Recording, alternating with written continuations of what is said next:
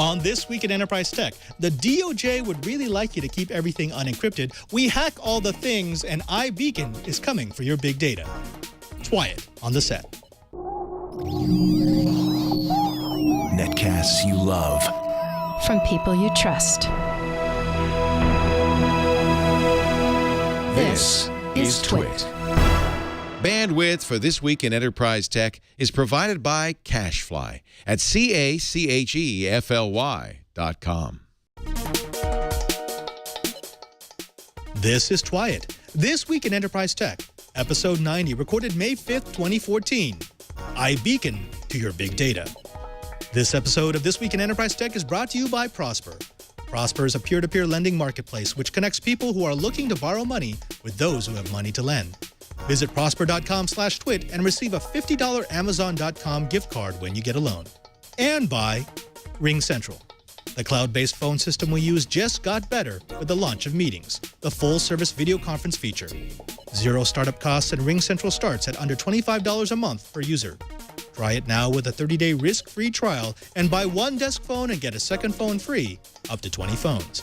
Call 800-543-9980 or visit ringcentral.com and use our promo code TWIT. And by TEKSERVE, the world's largest independent Apple retailer and professional services provider. Go to TEKSERVE.com/twiet-7sins to get access to the free ebook on the 7 deadly sins of iPad deployment.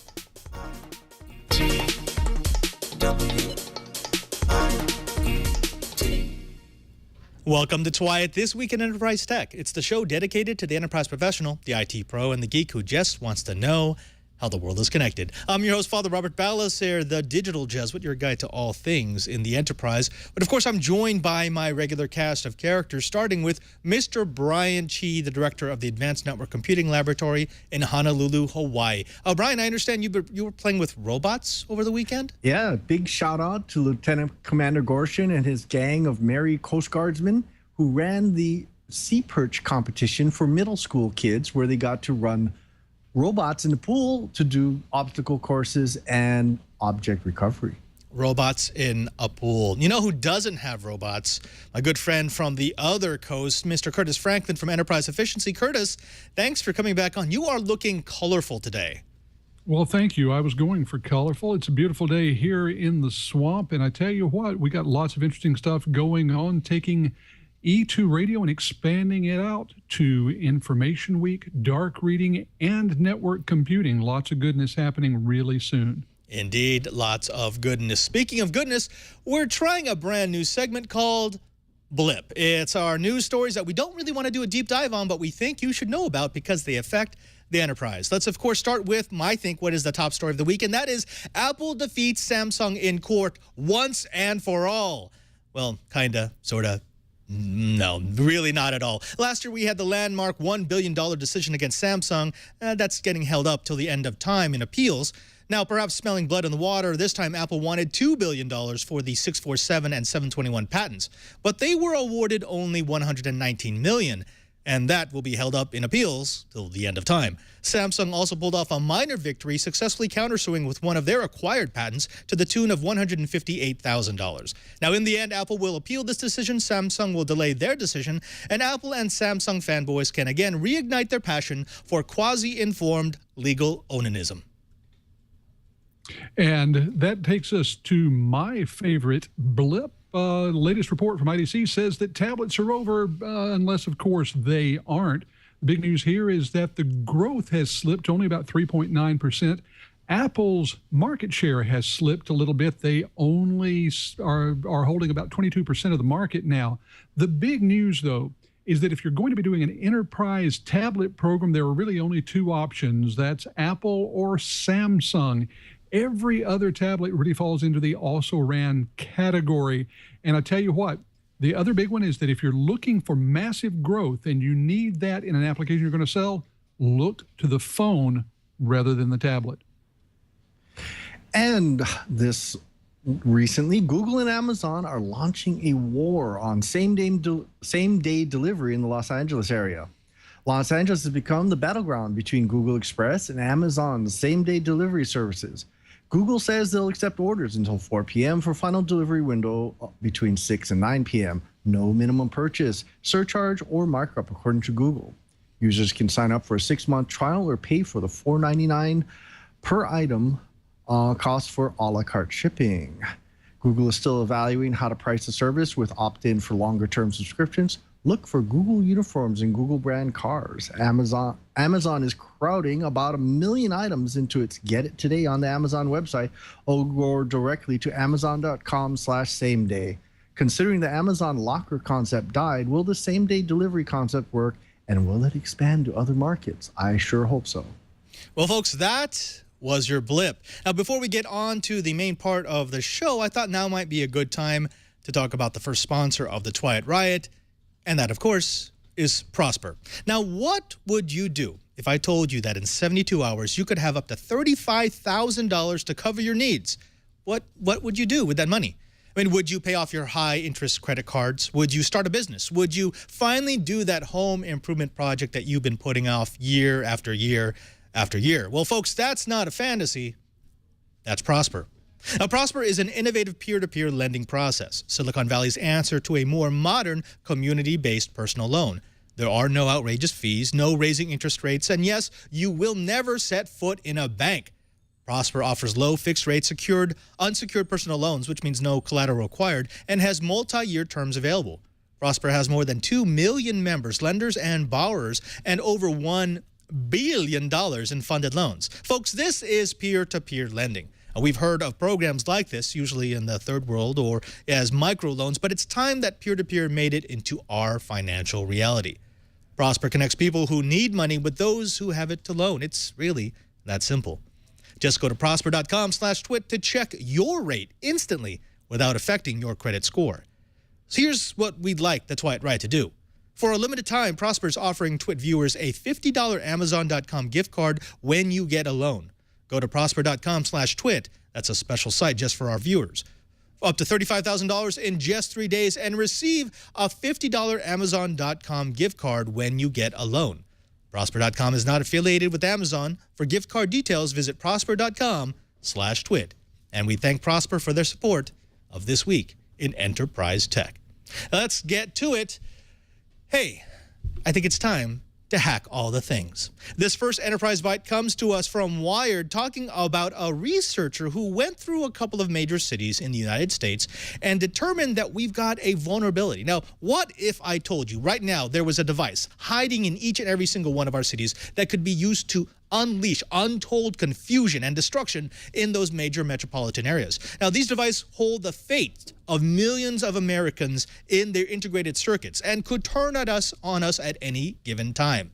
Now, we know about these devices because they are our traffic lights. That's right, an Argentinian researcher by the name of César Cerudo examined traffic systems around the world and found a flaw in the Census Network's VDS-240 wireless vehicle detection system. These sensors are installed at over 40 U.S. cities, as well as international locations around the globe. They don't control the traffic lights directly per se, but what they do is feed information on traffic patterns to the computers that do turn those lights on and off.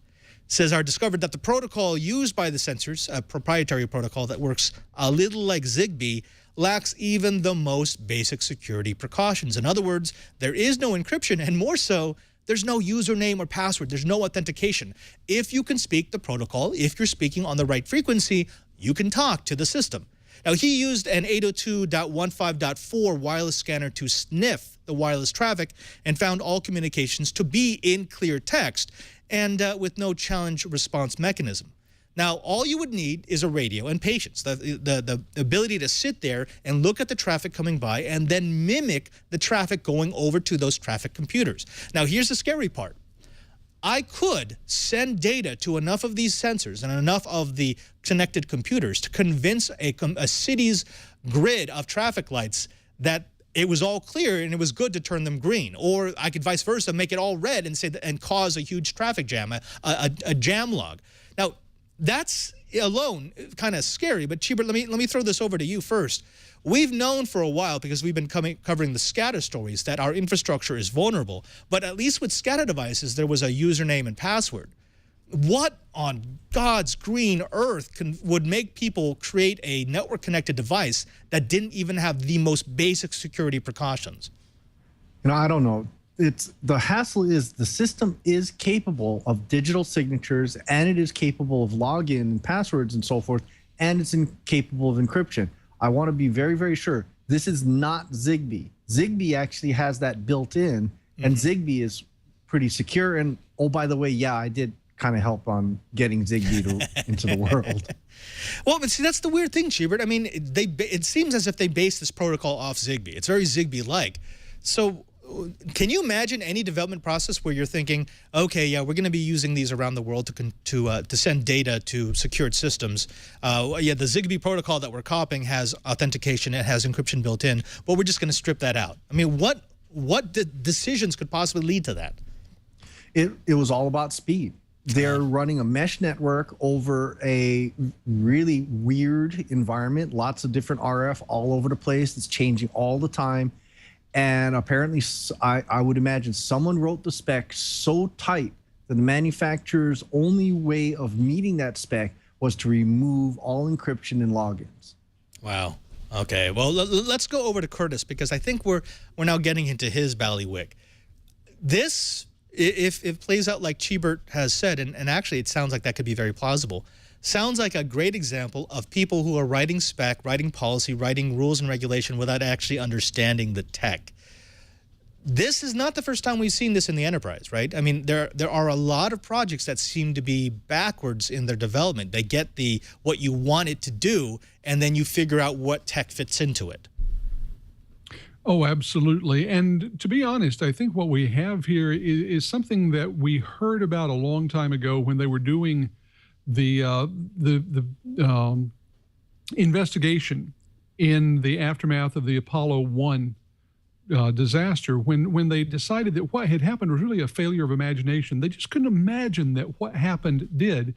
In this case, you have a bunch of engineers who are trying to do the most with the minimum necessary investment in both hardware and in software and in other resources. And they just couldn't imagine that anyone would want to do anything with these signals. I mean, they're using a relatively uncommon wireless protocol. They are using a relatively uncommon networking protocol, and they're just dealing with sensors. Why on earth would anyone care about trying to hack them? Obviously, these are engineers who are deep into traffic and not at all into the hacker culture. This is something that we've seen over and over again when it comes to embedded control systems of all types. We're now finally seeing some of the other critical infrastructure starting to address this. I suspect what we're going to see now is a mad rush for the traffic control systems to layer some sort of security on top of their systems. But I guarantee you, given the way these things work, we've got another 3 to 5 years of vulnerable systems out there at a minimum. Right. We've got M5 in the chat room who's saying, well, what kind of damage can be done with this system? Quite simply, imagine the traffic lights in any major metropolitan area, and they're really the only things that are keeping everything from disintegrating. I mean, think of a city like New York or like San Francisco. If suddenly the traffic lights were turning green and red at the wrong times, you could do that with this system, because you could convince the computers that there are clear streets when there are not, or that there are congested streets when there are not. Again, anytime you snarl the traffic arteries of any major metropolitan area, it's going to cause massive, massive confusion, hysteria, and who knows beyond that. Now, something I want to pick up on what Curtis said is this idea of this mad rush to add layers of security on systems that are now showing to be insecure. We've seen this with SCADA. We're now going to see this with these traffic systems. I'm just wondering what other systems, what other infrastructure systems are lying out there that have yet to be discovered, that have yet to be penetrated, that have yet to be audited as far as their security is concerned. This is a story we're going to have to pay attention to. But let's go ahead and move on to the next Enterprise Byte. This is something that I think it moves us from technology that wasn't designed properly to technology that's working just fine, but now policy is trying to peek behind the technological curtain. Now, the DOJ has come forth and they say, hey, look, we'd really like for you to not encrypt your data, okay? Oh, and also, it's really hard for us to get warrants, so we're just going to pretend like we don't have to get them. Now, I know that's an oversimplification, but the case stems from the 2007 case of the government versus Worry. Now, Worry was a man that was arrested in Massachusetts because there was a suspicion that he was selling crack cocaine from his car. On his person was a cell phone, which was receiving calls from My House. The police opened the phone to find the number to My House, which led them to the man's house. At the house, they found drugs, cash, and guns. Now, the defendant was convicted, but in 2014, the First Circuit Court of Appeals ruled that the police should have gotten a warrant before accessing any information on the phone. Now, the government is now arguing that the rapid pace of technological advancement is negatively affecting primarily law enforcement. So it's an unequal, unsynchronous effect that it's having on LE. They argue that officers have the right to search any evidence upon the arrest of a suspect under probable cause, including electronic devices that the suspect may have on his person. They also argue that if an officer doesn't search an unlocked phone as soon as possible, that there's a significant risk that it will default to its lock screen and they will never be able to recover any evidence. So again, they're arguing that it's okay for them to take advantage of any unlocked phones that they may have on a suspect at the time. I want to kick this over to you first, Curtis, because this is a very interesting tack that the government is taking. Now saying, look, we don't need warrants. We don't want you to slow down our progress. And, oh, and by the way, there should be a precedent set in the law for law enforcement agents to be able to follow an electronic chain, even if it slightly violates the Fourth Amendment. This doesn't really sit well with some of the other DOJ statements about whether or not they can seize property in data centers, right? There's a lot of confusion and a lot of circumstances where one part of law enforcement obviously isn't talking to another, because what we're now starting to see is all kinds of different stories about whether data is the property of the person holding the data, whether it has been discarded because you're letting someone else hold it, whether it is in fact protected by the Fourth Amendment, all kinds of things. And some of this is due to the fact that law enforcement has, especially for the last 13 years, had the system in place where it was encouraged to go ahead, grab the data, and wait for any sort of sanctions later. Now, one of the problems with all this is that judges have been discouraged from throwing out data like this that's discovered because of what's ultimately determined to be an illegal search, because of the notion that if one bit of data was gathered illegally, then all of the data from that source must be illegal and be thrown out. It leads to a lot of second guessing, a lot of people who really want law enforcement to be able to do their job and are reluctant to stand in their way. And unfortunately, a lot of cases where people's civil rights are in fact being trampled. This is one where a lot of very knowledgeable attorneys are fighting it on both sides. And I'm afraid for both individuals and enterprises, we've got several more years of appeals to go through. And my guess is at least 2 or 3 more Supreme Court cases before we have true clarity. Cheevert, I want to throw this over to you because you've actually got experience in this field. You've helped with forensic investigations before. You know how difficult it is to recover digital footprints, fingerprints occasionally. Now, we've got Scott Michaud in the chat room who's saying, you know, this is kind of annoying because oftentimes they convict people on technicalities, while ironically they complain that people get off of their arrest warrants on technicalities. But when we look at a case like this, where LE let me play devil's advocate. It could honestly be saying, look, we are at a huge disadvantage here. We don't have the expertise, we don't have the budget, we don't have the know-how to be able to break encryption, to get into these devices after we've gotten a warrant. So we need to take advantage of whatever situation we may have at that time, at the time of the arrest, to get information that we may use later. What's wrong with that? I mean, why should we not accept that? Why should we not say, okay, it's fine as long as you don't grow the poison tree until after the warrant actually comes out? Actually, I really don't like answering that question because it's asking the question from the wrong point of view. Realistically, the biggest problem that law enforcement officials have is that the laws were not written with the technology in mind. In fact, most of the time, a lot of the legislators are writing these bills in a vacuum. They aren't talking to the people that are actually on the sharp end of the stick, and they are not getting good technical advice. They are getting the advice of lobbyists. What we need to start seeing is we need to start seeing our legislators working with the technical experts to try and write laws that are actually sustainable. That is the problem. And realistically, yeah, it might take a long time to decrypt, but if it's just a locked phone, especially if it's still on whichever carrier, there are master unlock codes that you can execute if you have a warrant.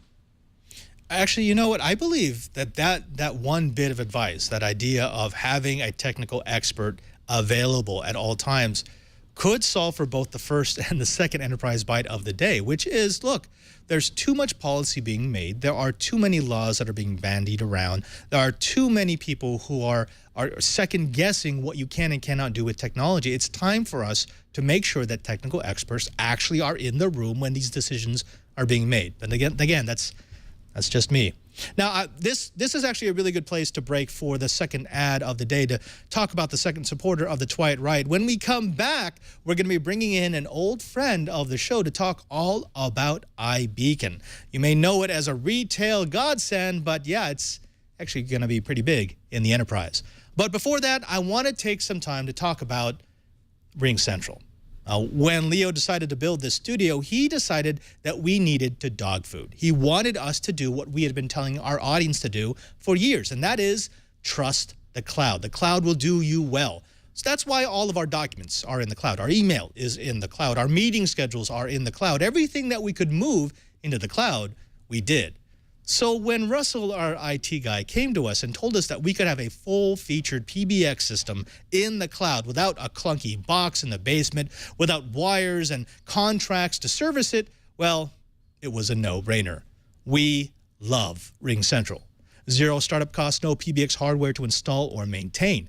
And now RingCentral has launched meetings. So in addition to all that we love about RingCentral, receiving voicemails through our email, sending and receiving fast messages from our smartphones, the auto receptionist who greets our callers and announces employees and department extensions, now with meetings, we can host face-to-face meetings in high definition and share desktop or documents with anyone, anytime, anywhere, on any device. Meetings makes RingCentral the single best business solution on the market today. So here's what we want you to do. We want you to try RingCentral. We want you to move your clunky old PBX into the cloud. We want to see if it could give you as much success as it's given to Twit. RingCentral offers all-inclusive pricing under $25 per month per user. You can start right now with a 30-day risk-free trial, and they have a special offer for my listeners. When you buy one desk phone, you get a second phone free, up to 20 phones. So call this number, designated for my listeners, 800-543-9980. That's 800-543-9980. One more time, just in case you're in clear text, 800-543-9980. Or you can go to ringcentral.com and use the promo code TWIT. That's ringcentral.com, promo code TWIT. And we thank RingCentral for their support of This Week in Enterprise Tech. We welcome back to the show Mr. Matthew GAST from Aerohive. He is our Wi-Fi guru extraordinaire. Matthew, it's been a while. It's been like 8 months since the last time you were on the show. I know. I'm spending too much time on airplanes and not enough time in your studio. Now, I will admit, I have been following you pretty closely. You've been writing a lot of articles. They've been getting a lot of press on everything from 802.11ac to the next generation of wireless. And now, to iBeacon. So you've become somewhat of an iBeacon expert, but Aerohive isn't really an iBeacon company, right? No, we're still a Wi-Fi and networking company. But what we've seen is that as a number of businesses are looking at how they're going to re-engineer their business processes, that Wi-Fi is a part of that. And it turns out that there's a great deal of interest around iBeacons as well. And so therefore, it became interesting to me, and I spent some time reading about it. Fortunately, the spec is really short and the protocol is extremely simple. All right, let's talk a little bit about the tech. We covered iBeacon a few weeks back when we were talking about how Apple had changed iOS 7.1 to have it on by default, so you could actually hand off the process to the operating system to keep the iBeacons beaconing. Now, there's been a lot of misinformation about what iBeacons can and cannot do. There's been a lot of information about whether or not iBeacons are really an enterprise topic, because they seem to be more of a retail topic.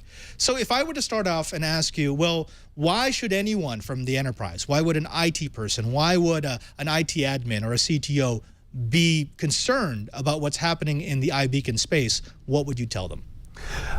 iBeacons are a way of knowing where users are, and it's a good way to use the fact that proximity is really important for many applications. So anytime you might want to take action based on what somebody is near, an iBeacon might be a very good solution for that. So it could be as simple as, I want to help people get directions around my facility.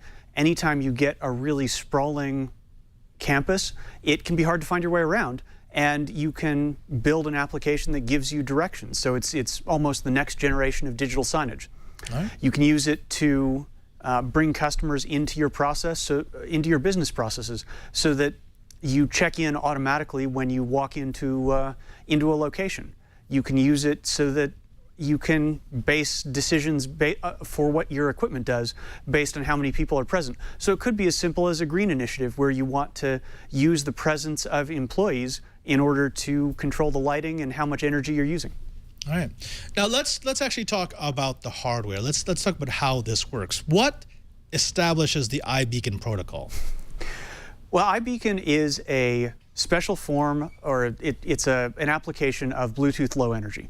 And if you've seen a Bluetooth device, they're really not that big. So I've got this tiny device here. This is USB powered, and it implements the iBeacon protocol such as it is. Now, that protocol, really, there's not much to it. You transmit 3 numbers. One is called a Universal Unique Identifier, a UUID. And that's basically the organization you are. It's a unique number for your organization. That typically is a company. And then there's what's called a major number and a minor number. And that's it. An iBeacon goes ahead and transmits these 3 numbers on a continuous basis, so typically about 10 times a second. And you receive those and take some action based on it. This is a protocol that only transmits. So the device I held up, it will transmit these 3 numbers. That's all it knows how to do. Whoa. Okay, hold up. There's been a lot of speculation about, well, what kind of invasion of privacy are you talking about? I think there's been some misinformation about that last part, that the beacon is transmit only, right? I mean, that Bluetooth beacon is actually not pulling any data back from the phone. Exactly. You can't receive anything on a beacon. It transmits, it doesn't receive. So because it doesn't receive, it can't report on what's around it. It can't broker communications between devices. So if I'm near a beacon and you're near a beacon, well, that beacon is transmitting, but it has no way of telling me that you're around or telling you that I'm around. It doesn't let our devices learn who else is in the vicinity. So I can't go to a beacon and say, tell me everybody who's around tonight, because I'd really like a list. You can't transmit a message. So you get these 3 numbers, that's it. So you can't say, welcome to the Twit studio, it's time for Twat. You can transmit 3 numbers, that's all you get. You don't get access to latitude and longitude information. So it's really a proximity technology. It tells you, I am near this thing, and that's it.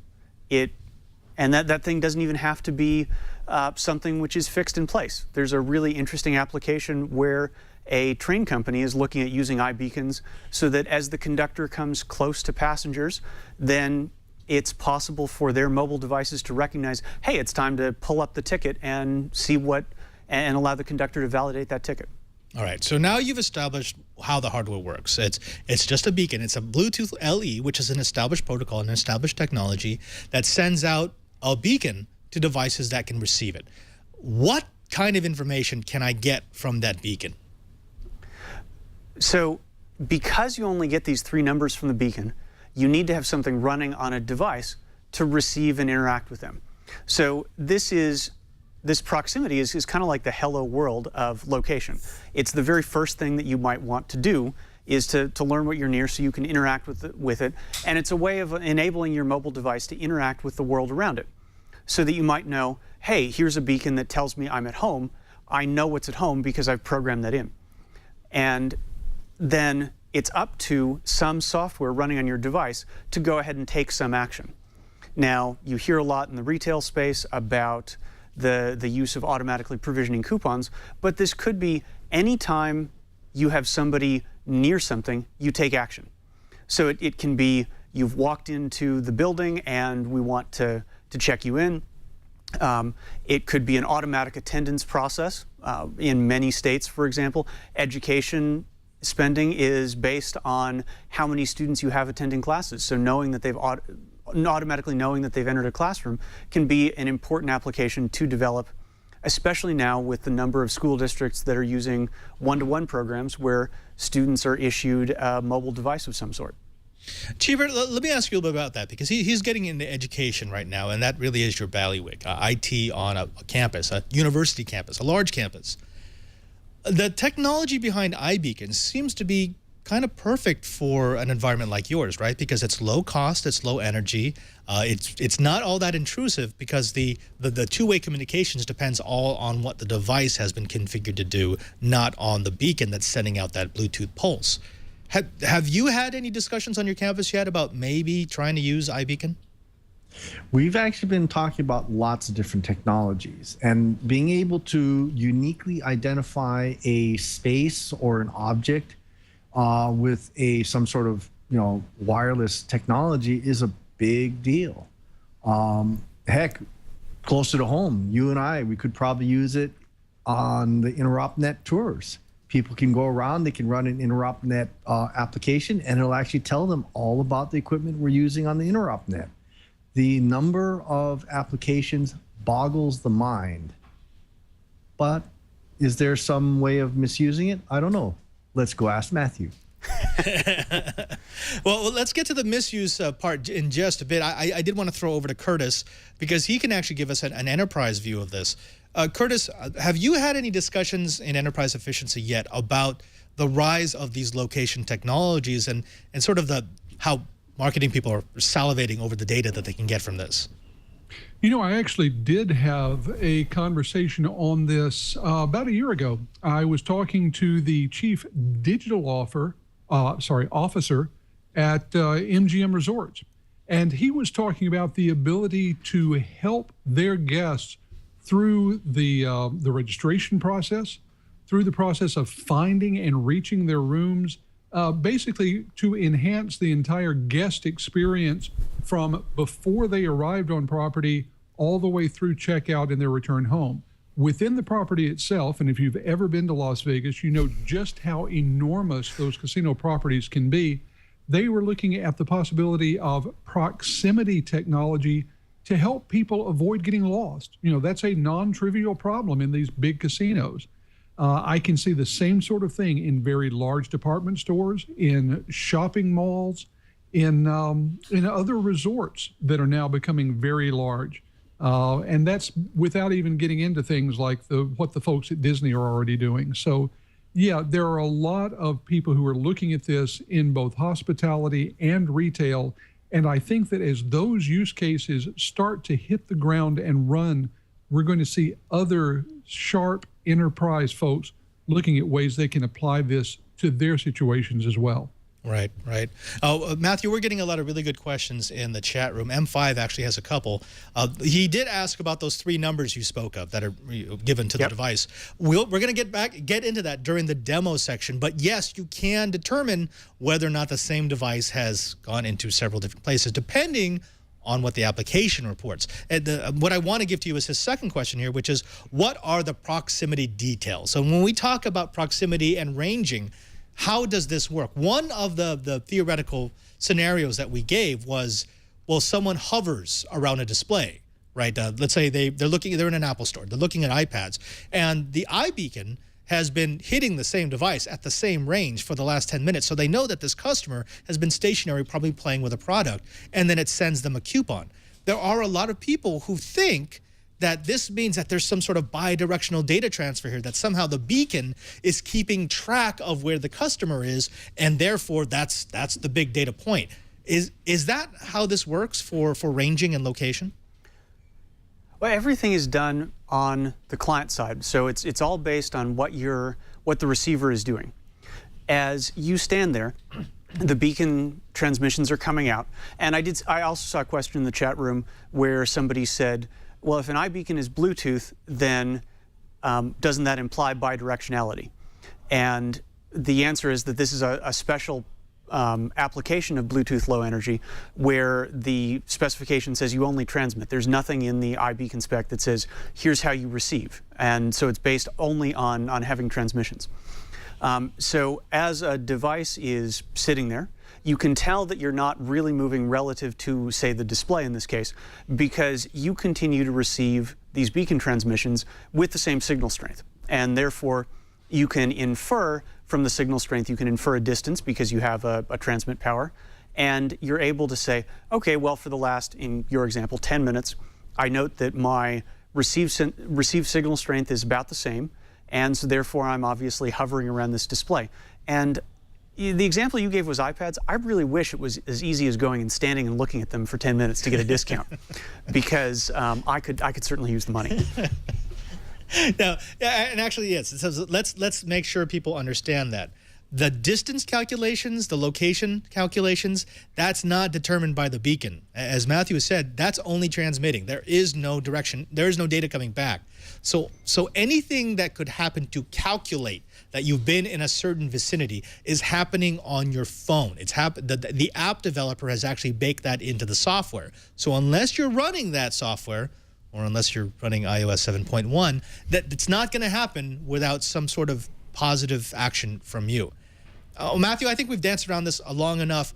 Why don't you show us a demonstration of how this technology actually works? Okay. So as I said, I've got this this device right here. This is a USB-powered beacon. It's from a company called Radius Networks. This is one of their demo devices, and it is about $30 less if you want it to be, if you want to buy in bulk. And you can program this, and when you plug it into USB power, so I've got a cable here, and I'm just going to set this up to plug it in. And what we're going to do is we're going to look at my iPod Touch here. So this is a device which has a Bluetooth low energy interface, so a Bluetooth Smart or Bluetooth 4.0 interface. And that means that it is it's able to receive, so anything, I think, after an iPhone 4S and a bunch of recent Samsung Galaxies. So I'm going to go ahead and plug in the beacon now, and so it will go ahead and start transmitting. And what I've done for the purpose of this demo is I've gone and created a pass in Passbook, and you can see that it's popped up, and so it says here pass force, and if you can't read that, it says twit. So we'll go ahead and we'll look at this pass that popped up, and this was done in order to show off what would happen when you got near a beacon. So it's a Twyat beacon. Yes, it's a Twyat beacon. I created it as you were doing your first couple of stories. Wow, stories. Okay. So it's fast. You could do this very quickly. Yeah. So I used a service from a company called PassForce, and they let you embed into the pass itself pop up when you get near a beacon. So those three numbers came out. The phone said, hey, do I have anything that matches these three numbers? Yes, I do. I've got this pass, and so I'm just going to go ahead and display that. And I can customize this, and so it's got your logo on it. In this case, I've got a QR code which just encodes the URL to the show. You can see how you might use this for other applications where the QR code could be individualized, so it might be a guest pass so that it's possible to validate as a ticket. So as you approach, say, a sports stadium, that your individual ticket would come up, and so what you would see would be different than me, because we'd each have to have an individual ticket. We're not allowed to reuse the same ticket. You know what sports tickets are like these days. And so that's based entirely on the proximity, and that's why it appears on the lock screen. So right. Now we've got who is this? We've got Timmy in the chat room who says, "Oh, I could see this being used for malware," but people have to remember that the only thing being transmitted by the beacon are those 3 numbers, which we're going to show you in just a bit. There's no other data going to your phone. Any data that appears on your phone was your phone requesting, based on the information it received from the iBeacon, a particular page. So as long as you trust the vendor, the developer of your app, that should decrease the risk of downloading something malware-ish, right? And exactly. So we can, let me get this centered on the screen. Actually, yeah, if we could zoom into the Android, if that's at all possible, that'd be awesome to be able to show them the actual numbers. So those are the actual values that are coming off over the iBeacon. Right. So part of the reason for using the Android here is that iOS only allows you to program in about 20 beacon identifiers to look for, whereas Android allows you to see anything that's in the air at the same time. And this is it's based on the difference in the underlying operating system. The result is that it can take a little more power on Android because you're looking for more things. Right. But you see that we've got across the top, we've got this really long hexadecimal number. That's the UUID that I referred to. Right, that's the unique identifier. Yeah, and then we've got a major number and a minor number. You can see that I'm a fan of the Hitchhiker's Guide to the Galaxy. A lot of times when I do demos like this, you'll see either the major number or the minor number be 42. Push your phone a little further away. I think we'll get better focus on it. Okay. Oh, we're digitally, okay, no, so pull it forward. Yeah, we hold on. Chad's going to help us here, because I know there's a lot of people in the chat room who are like, I want to see what's going on. There we go. Thank you, Chad. Okay, so yeah, so there we go. We've got the UUID number. We've got the major number and the minor number. So like, for example, the major number could be the store that you're in, and the minor number could be the beacon that's in the store. Right, and if you download the official Apple Store app for your iPhone, that's exactly how this works. There's a UUID for the Apple Store. The major number is basically the store number. The minor number is the display within the store. And the major and the minor number are both 16-bit numbers, so they go up to 65,000. Right. That should give you enough to come up with many unique locations within your store, even if it is gigantic. Right. Oh, except we got Timmy who's persisting in the chat room. He says, so a guy walks into a bar and next thing he knows, his phone is accepting malware. But again, it's not just going to automatically download something, right? I mean, it's not just going to load a program into your phone because you pass by an iBeacon. Right. So you have an application running on your phone that calls the underlying operating system to look for a beacon. So this program that I'm running here that I've showed off, iBeacon Locate, I had to load that onto my phone in order to look at it. And I happen to trust the publisher of this. Again, this is an application from Radius Networks, and so having met most of their development team, I certainly hope that they like me well enough that I trust this application. And the same is true in the iOS world, that when you have applications that are that use this, they have to go through the App Store approval process. And as part of that, we know that Apple reviews what applications do. Right. Okay. Thank you very much for that demo. So people actually know how iBeacons work now. But let's take a step back. Let me get into the paranoid padre shell here. And one of the things that we say often on this network, be it This Week in Enterprise Tech or Security Now or Windows Weekly, is trust no one. That's our doctrine. We assume everyone means us ill. And that's why we've got people like Timmy in the chat room who are saying, wait a minute, if you're causing something on my phone that I didn't specifically ask for, and if you're telling me I have to trust that the vendor did it properly and that it's been scanned and that it's not going to redirect me to anything that will load malware on my phone, you're asking me to break my doctrine of trust no one. Is there a way around that with this technology? It seems to me as if at some point, if you want the benefits of location-based technologies, you're going to have to trust someone. Yes, you do. And so for example, in the Apple world, this all uses the location services framework. So you have to opt into this, not only by downloading the application, but you have to enable location services in general. And then you have to allow a particular application to have access to your location. So you're in control of whether or not an application learns anything that is being transmitted out there and being received by your phone. So I discovered this when I was actually first setting up one of these applications, is that I had location services turned off, and the application just would not work. And I was positive I had it set right. And in fact, the application was installed correctly and was working fine, but I had not enabled the application itself to have location privileges, so therefore it wasn't really able to do anything because it would call the operating system, ask for a list of beacons in the area, and it got nothing because it wasn't authorized for that. Right. Okay. Well, let me jump over to our experts here. Cheebert, let's start with you again, because you've got real-world experience of deploying technologies on a large scale, on a large campus. I like the fact that the beacons are unidirectional, so they're only sending out very simple, very basic pieces of information that your device can then choose what to do with depending on the application that you've got running. But as an administrator, let me put your sysadmin hat on yourself right now. Would you trust this technology, knowing all the positive benefits it could bring to your campus? Does this sound like something that you'd be willing to say, yes, it should be enabled everywhere? Or do you still have concerns? Actually, the question shouldn't be posed to the administrators. It's more, will the students opt in? Because we've tried a lot of really different technologies in the classrooms and so forth. I've heard about so forth. You know, those little clickers to do voting. While they were popular for a while, the usage of them have really dropped off because it was too hard to implement. Lots of different reasons.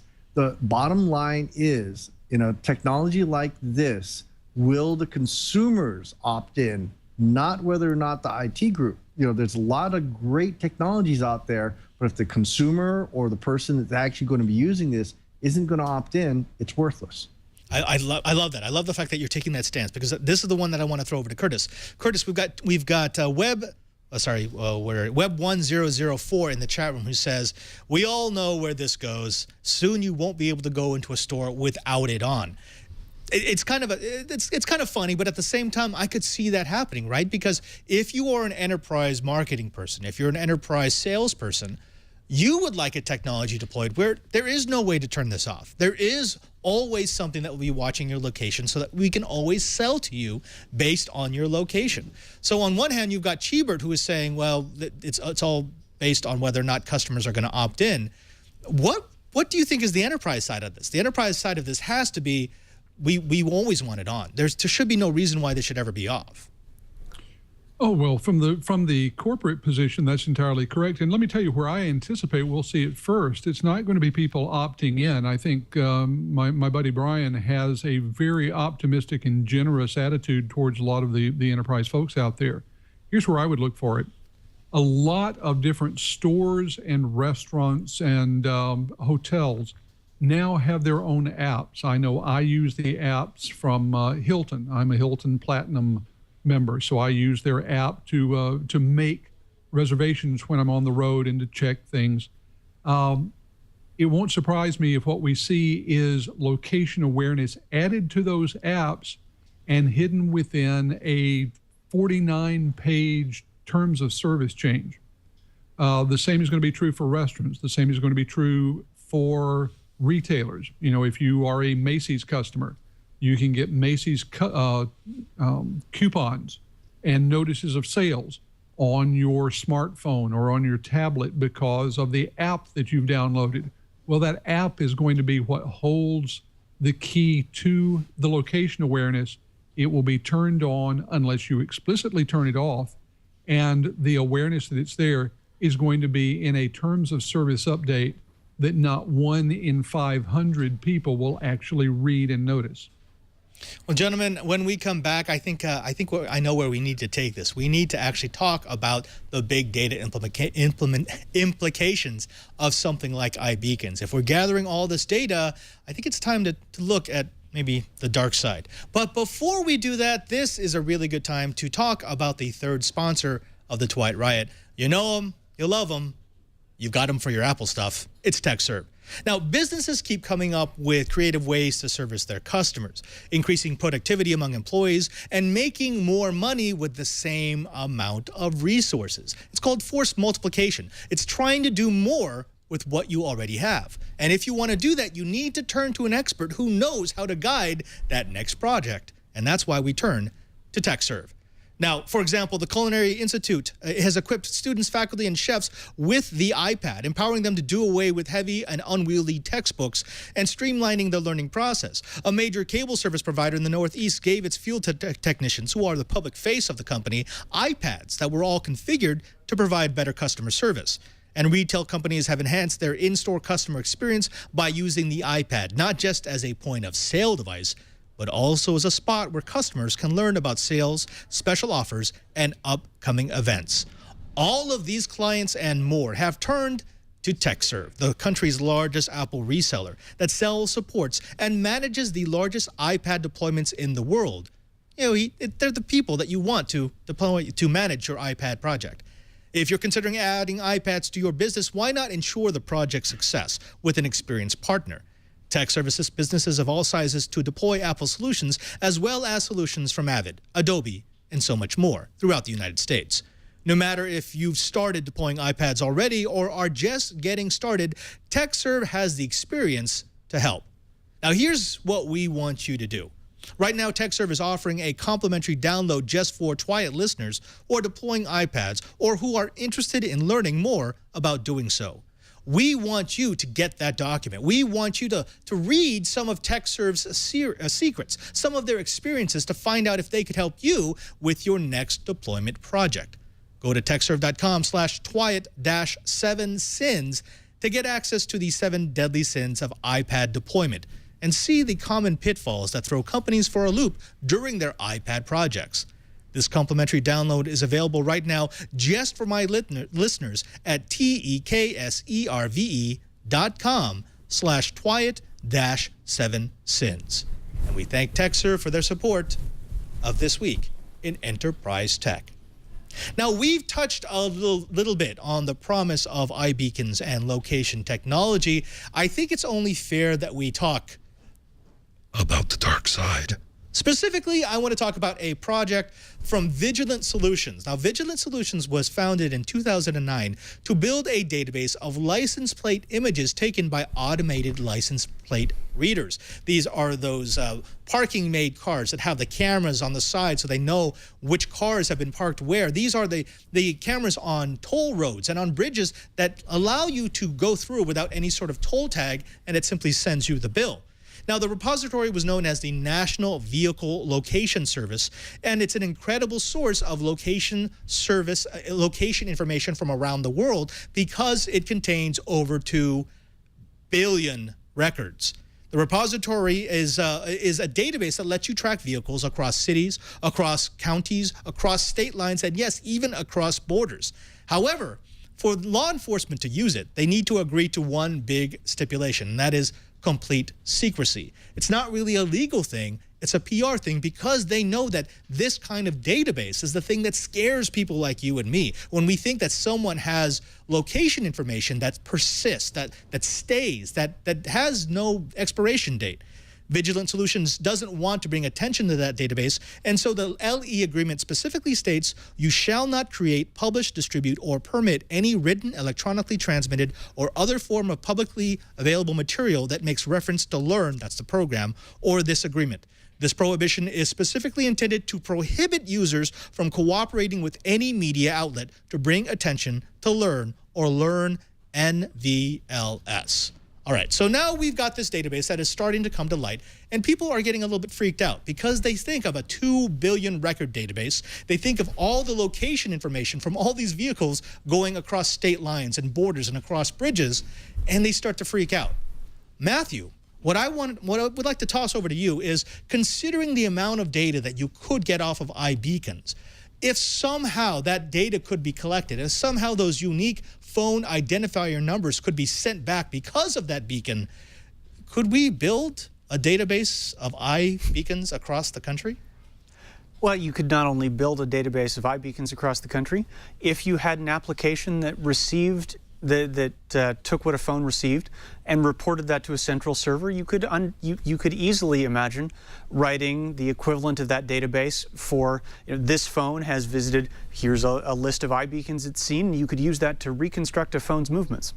And there's a very clear warning in there that if this technology becomes understood as by consumers as, this is why my phone goes nuts when I go into a store, then it's something that is at risk of not being accepted. Whereas if it becomes, this is a service that enables really cool micro-location, and so the app that I load to get through this big complicated campus actually works, and it tells me, say, where my class is or where I'm going to. Curtis mentioned hospitality. We've seen it being done in hospitals as well, where in a hospital, a lot of times departments move around and you want to find your way across this big campus.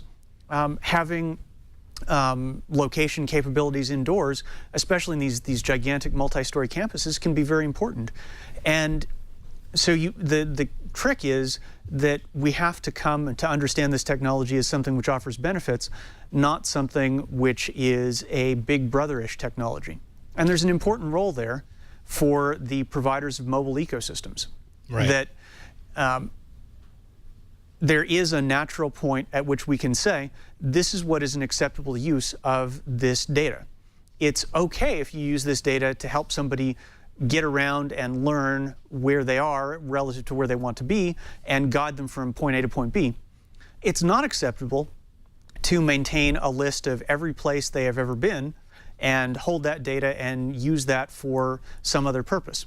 And so therefore there's an important role in this gatekeeper aspect for the mobile ecosystems to define basically what is and what is not acceptable conduct for applications, and then make that widely known either through the acceptance procedure for applications or requiring very strong disclosures so that if you install an application, you know what you're getting into. Right, right. I want to get back a little bit to that. Talking about the hardware vendors actually making sure that the middleware men are actually doing what they say they'll do. But first, I want to throw this over to you, Cheebert, again, because you've got the real-world experience of deploying these types of networks. We've got MAVHC, who is he's expressing a sentiment that I often like to use, which is breaking news. No one cares about you. No one cares where your phone has been. But I have to admit, I mean, this idea of creating a similar database to what Vigilant has, several years of location information for my vehicle. Even if I don't think that they're going to do something nefarious with it, I don't like that idea. I don't like the idea that there's an electronic trail of data that says where my car has been. Even though I don't think I'd get in trouble for any of it, I don't want that to be out there. I mean, is that unreasonable? No, I don't think that's unreasonable at all. But I got to point out, iBeacon is not something that can be used for nefarious things as easily as, say, the Vigilant database. You always have the opportunity to go and turn off Bluetooth when you're not using it. So once Bluetooth is off, iBeacon's useless. Even if there's an app that's harvesting this data, it's not going to be able to grab data and grab the data that you're worried about. The Vigilant database is a little worrisome because that doesn't require any input from the user. I actually put in some links. Axis Communications, they make a very popular version of webcams. They have applications that will run on the webcam, so it will actually, instead of outputting an entire stream of video, it'll actually only output the date, timestamp, and license number. And there's also another piece of software that law enforcement people use a lot.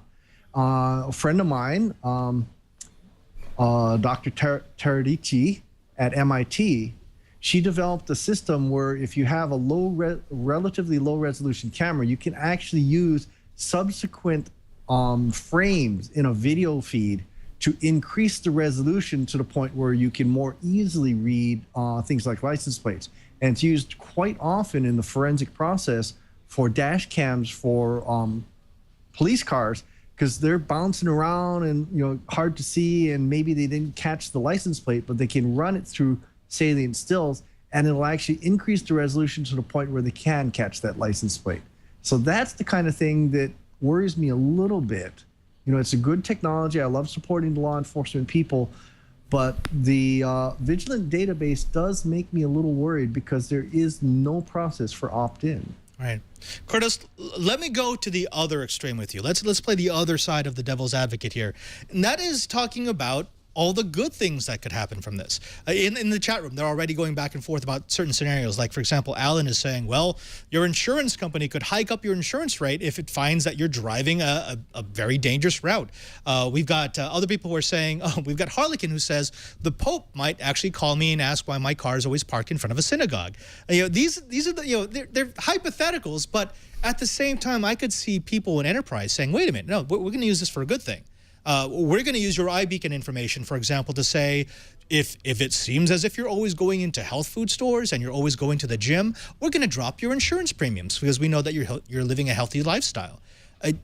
This seems to be one of these things where you need carrot and stick, right? I mean, people aren't just going to give up their privacy, but if you give them something in exchange for it, if you give them a service that they really want, if you give them something that they're looking for, like, for example, Facebook or Twitter or G+, where people are giving up their privacy in order to get a service that they think is worth it, then it suddenly doesn't become an invasion of privacy. It's a cost for getting that service.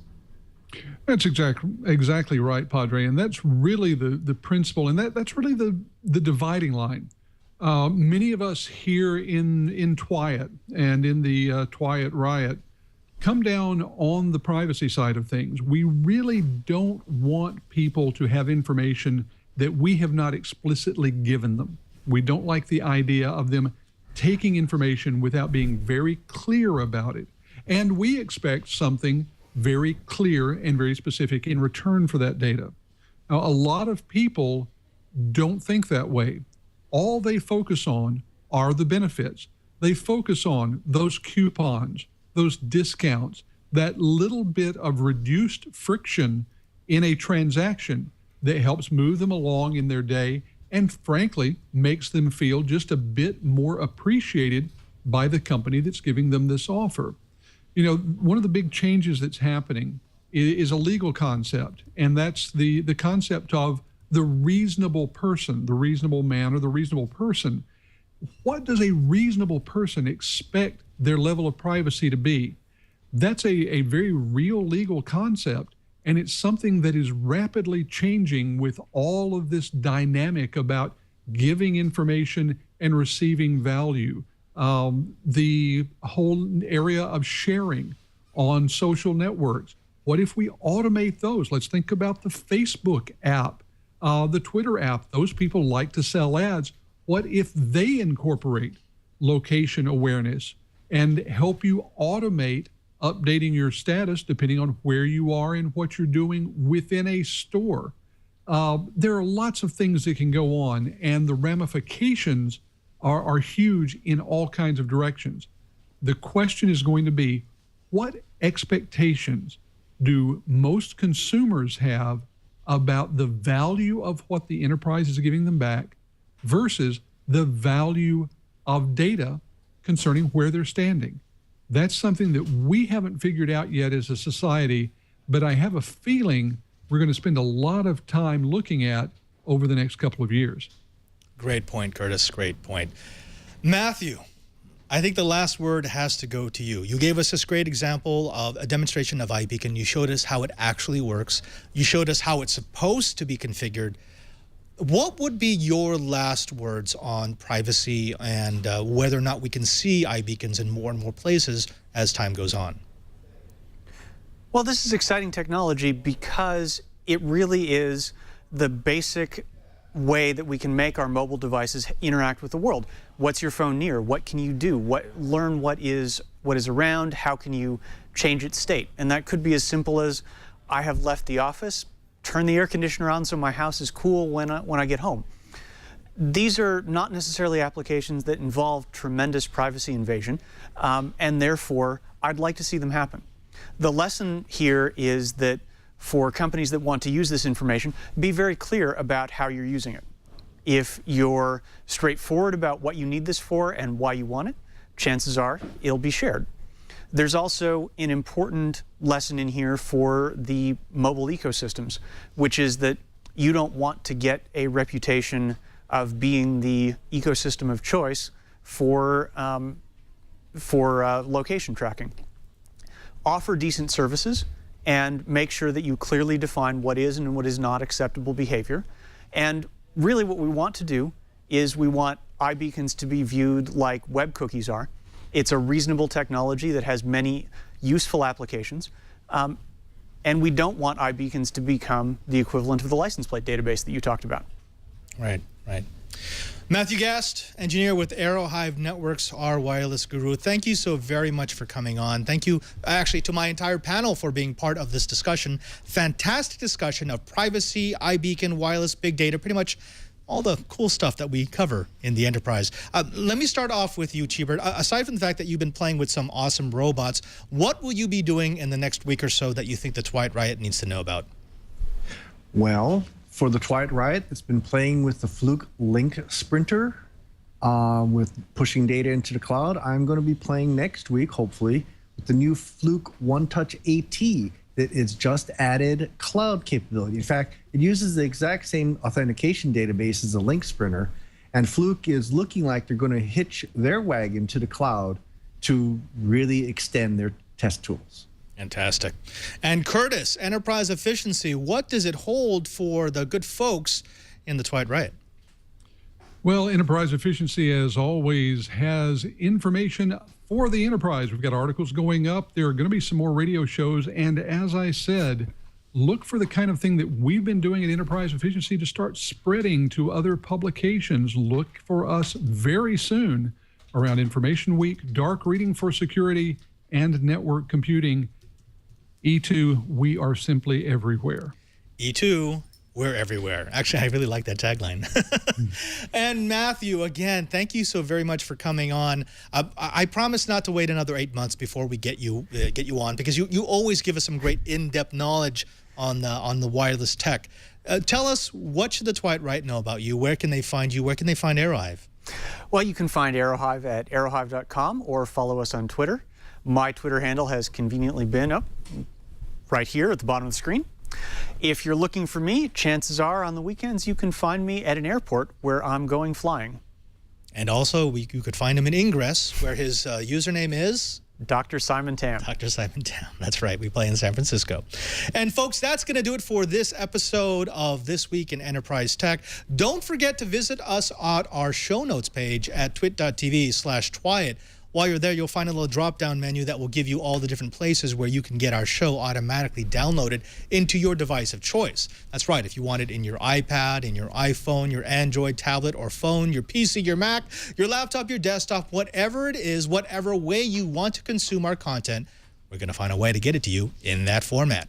Also, you can find me on iTunes and YouTube. Try me at YouTube at youtube.com/Twiet. There you'll find not only all of the episodes of This Week in Enterprise Tech, but also the individual bits. In fact, we're going to be pasting up the demo from the Heartbleed demonstration we did a few weeks ago, where we actually showed you the attack running. It's one of those things that we do to keep you interested in all things on the Enterprise.